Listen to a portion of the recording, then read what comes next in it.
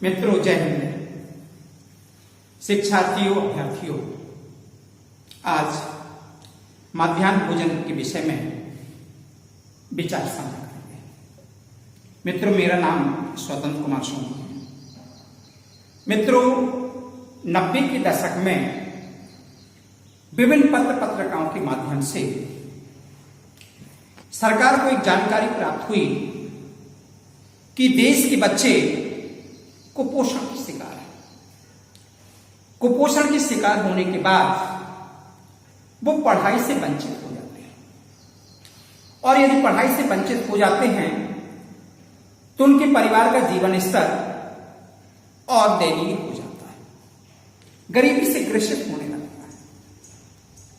मित्रों, बच्चे देश की धरोहर होते हैं, देश का भविष्य होते हैं।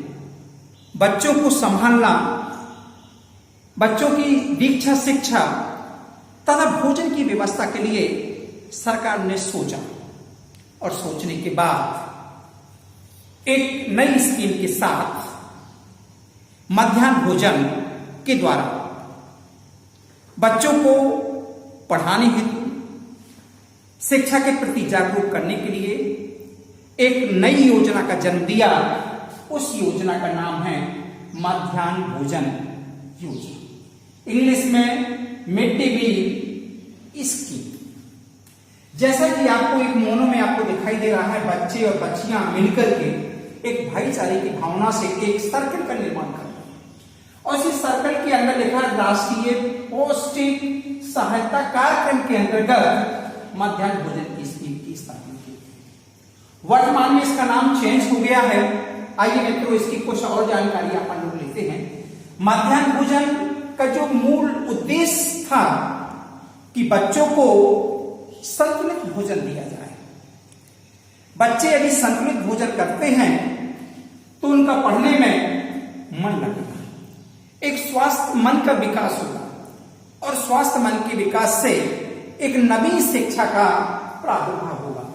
मित्रों, मध्याह्न भोजन का जो प्रारंभ है उसकी निर्धारित तिथि है 15 अगस्त 1995 के समय पर माननीय प्रधानमंत्री के द्वारा बीपी नरसिंह राव के द्वारा यह घोषणा की गई थी।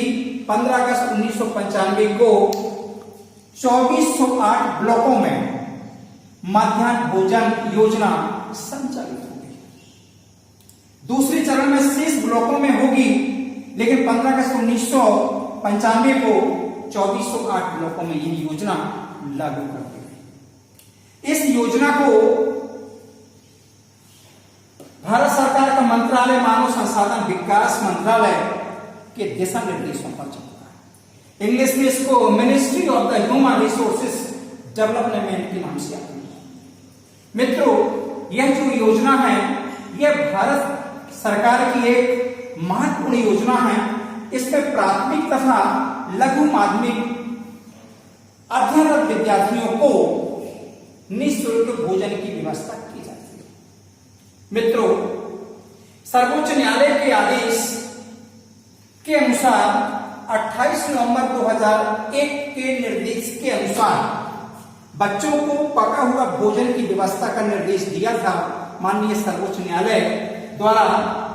तो सरकार ने 1 सितंबर 2004 से बच्चों को पका हुआ भोजन की व्यवस्था की।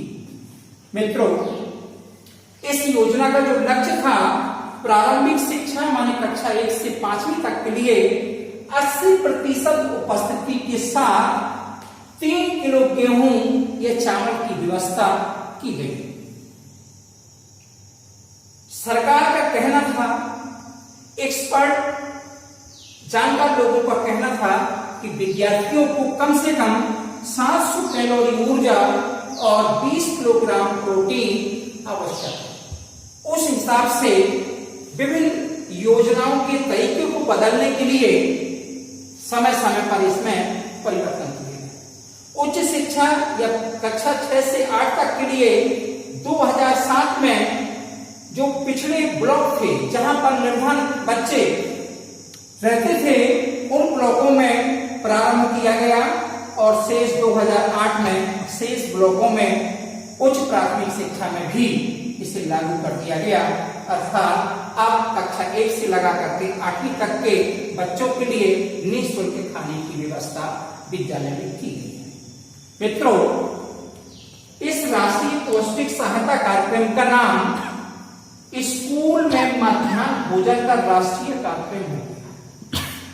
यदि आवर्तन की स्थिति में देखा जाए तो देश में व्यापक महामारी कोरोना वायरस ने विकराल रूप धारण कर लिया है। देश के विद्यार्थी स्कूलों में नहीं जा पा रहे हैं, तो उन विद्यार्थियों के भोजन की व्यवस्था के लिए सरकार ने सोचा है कि उनके खातों पर उनकी राशि प्रेषित कर दी जाएगी। प्राथमिक स्तर पर 4.48 रुपए पहली की दर है। वर्तमान में 11% की वृद्धि कर दी गई है। यह दर हो गई है 4.97 रुपए।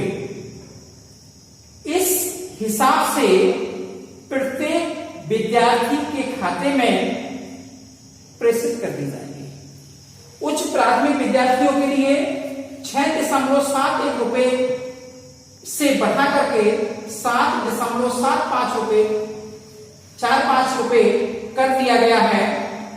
यह राशि उनके भी खाते में प्रेषित कर दी जाएगी। यह राशि जो पूर्व में थी उसको 11% की इसमें वृद्धि कर दी गई है। मित्रों,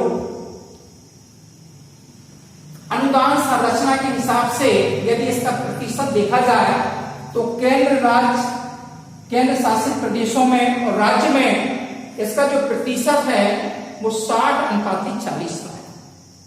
माने 60% केंद्र खर्च करेगा, 40% राज्य करेगी। लेकिन पूर्वी प्रदेशों के लिए 90:10 है। माने 90% की व्यवस्था केंद्र करेगी, 10% की व्यवस्था सरकार करेगी। और इस पूरे के पूरे स्कीम को देखने के लिए 5 वर्ष के बाद में किचन और बर्तन हेतु प्रत्येक विद्यालय को 15,000 रुपए देने का भी प्रावधान किया गया है। 88 चरण में देखें आप, 2001 में प्रत्येक बच्चे को न्यूनतम 2 से दिन के लिए 8 से 12 ग्राम प्रतिदिन प्रोटीन ऊर्जा के साथ न्यूनतम 300 कैलोरी भोजन की व्यवस्था करने का प्रावधान किया। एक साल बाद 2002 में सरकार और सरकारी सहायता प्राप्त विद्यालय जैसे शिक्षा गारंटी योजना, वैकल्पिक शिक्षा और अभिनय शिक्षा को भी इसी में विस्तार किया गया। 2004 में दालों, वनस्पति तेल, मसाले, ईंधन इत्यादि की जिम्मेदारी एजेंसी को दी। 2006 में पूर्वोत्तर राज्यों के लिए 1.80 रुपए प्रति छात्र, संघ के लिए 1.50 रुपए प्रति छात्र की व्यवस्था का प्रावधान किया गया। इसी के साथ ये निर्णय हुआ कि 12 ग्राम प्रोटीन के साथ 450 ग्राम कैलोरी की आवश्यकता का प्रावधान। 2008 में विद्यार्थियों के लिए 12 ग्राम की जगह पर 20 ग्राम प्रोटीन की व्यवस्था तथा 700 कैलोरी ऊर्जा की आवश्यकता पर बल दिया गया। बच्चों, जी ऐतिहासिक चरण के कुछ महत्वपूर्ण बिंदु थे 2001, 2002, 2004, 2006 और 2008। 2008 में 20 ग्राम प्रोटीन के साथ 700 ग्राम कैलोरी की आवश्यकता पर बल दिया। मित्रों, आइए आज इसके उद्देश्यों पर चर्चा करते हैं। बच्चों को पौष्टिक भोजन को उपलब्ध कराना इसका मूल उद्देश्य है। बच्चे जो प्राथमिक में अध्ययनरत हैं, विद्यालय में प्रतिदिन आते हैं, उनकी उपस्थिति 80% दर्ज होती है। उन सभी के लिए पौष्टिक भोजन की उपलब्धता।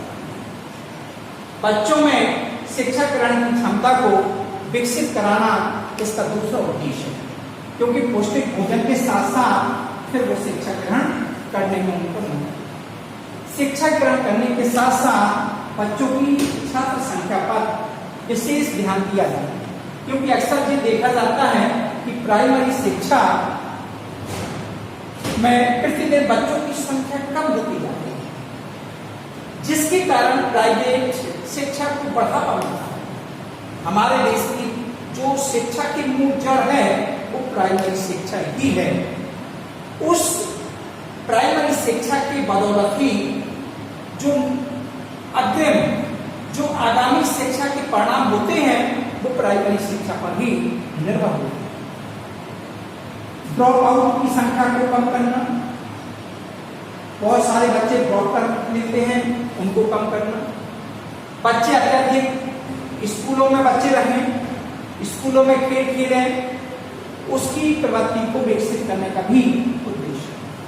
जब बच्चा साथ में खाएगा, साथ में रहेगा, तो स्वाभाविक है कि भाईचारे की भावना का भी उदय है।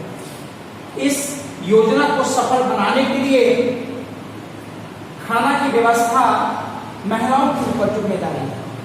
जो रसोईया काम करती हैं वो महिलाएं होती हैं, तो उन महिलाओं को रोजगार प्राप्त हो जाता है, तो उनकी भी स्थिति में सुधार होता है, नामांकन में वृद्धि करने की कोशिश होती है और विद्यालय में उपस्थिति अत्यधिक हो, इसलिए इसका प्रयास किया जाता है। मित्रों,